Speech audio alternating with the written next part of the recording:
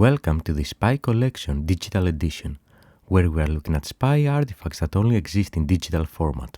My name is Anastasios, and this time we'll cover something unusual for our channel. A hacktivist group known as Sieged Security or SiegedSec, and more particularly, one of their public disclosures from June 13, 2023. At the time of the recording of this video, there is no concrete evidence to link this group to any particular nation-state actor. Of course, this might change in the future. However, since we have no evidence about the origin of the actor, we'll skip the attribution part. So regardless of who did it, this is an interesting case since it covers a few areas of spy agencies. But before we go there, let's read the group's announcement. SiegedSec has brought you all another Op Colombia hack. Operation Colombia was the name that several hacktivist groups were using at the time to describe cyber operations targeting Colombia as a retaliation of a new tax bill targeting mainly the middle class, which led to major protests. Eventually, the bill was removed and the Minister of Finance resigned, among other developments. Those groups were putting pressure on the Colombian government by performing those offensive cyber operations. The post continues with a quote from the hacker magazine Frag, issue 50, saying that furies and hacking, like peanut butter and jelly, you could have one without the other, but why would you want to? Followed by the message of SiegedSec in English and Spanish. Let's read it. We have hacked the Colombian police this time. We've searched through their internal portal, their file transfer portal, and finally, the RNMC database. We will be leaking the most interesting of our targets, Colombia's National Registry System of Corrective Measures, RNMC database. This database contains lots of records of people throughout Colombia. We also have the ability to perform background checks on people. Unfortunately, we did not have ability to delete their database records. Otherwise, we certainly would have done it. Remember to treat the web like a real-life video game. Enjoy this leak. Maybe more to come? This post was accompanied by a few screenshots and a file with contents of the mentioned database. Due to YouTube's privacy policies, we had to redact contents of that file to hide any personal identifiable information. In summary, there are 2,554 records that include case number, offenders and custodians' names, date, department, municipality, and status. Their dates range from September 3rd, 2017 being the earliest, and June 10th, 2023 being the latest one. This gives us an estimate on when the data breach took place. It was likely in early June of 2023. We can also speculate that the police of Colombia had cases for way more than 2,500 people, so this breach was on some specific part of the agency or some officer's computer or account only.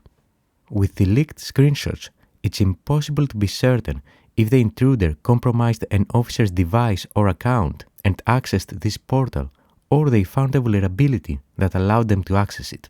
Given the fact of the limited number of cases and the redacted username of the logged-in user on the top right, we can assess that SiegedSec managed to compromise the device or account of a specific user of that portal, not the portal itself. The title of that portal was National Registry of Corrective Measures, and it had a basic search functionality based on the parameters mentioned earlier. On the left, we see the menu, which also explains what the post mentioned about background checks, since the second option from the list, Bandeja Casos, is for background checks. The publications menu was allowing officers to issue transfer requests as shown in this leaked screenshot, where the title of the portal here is literally Online Transfers 2.0. The last screenshot released was this, which is a breakdown for a particular case, with the bottom list being a series of yes-no questions for the police resources used in that case. For example, from top to bottom we read police order, mediation, transfer, person registration, and transfer for protection. Luckily, this portal is what Colombian police officers used to document what resources were used in each case they handled with this simple questionnaire. The top tab, Hechos, is to document the facts related to this case. Now that you have a better idea of this case, let's go back to our introduction statement about spy agencies, hacktivism, and OSINT. There are numerous aspects to such data breaches. From the counterintelligence perspective, spy agencies would allocate resources to investigate who is actually behind this breach, to identify the real motivation. Is it really a group of ideologically motivated hackers that want to support the people of Colombia? Or is it a nation-state actor with a more nefarious intention?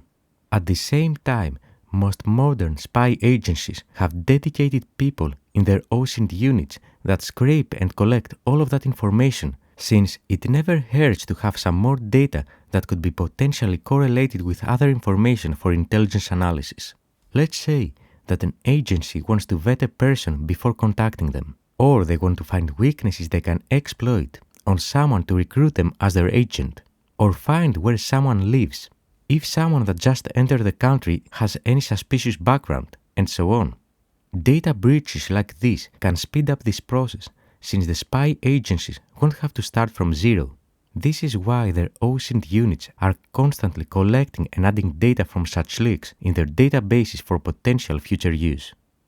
Finally, this might let spy agencies' cyber operations unit know of specific vulnerabilities or weaknesses that specific systems have, like in this case, this police portal, which will help them narrow down what they should target in case they want to obtain similar access.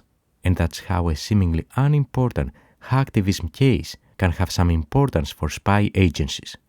And it's another reason why nothing is as it seems.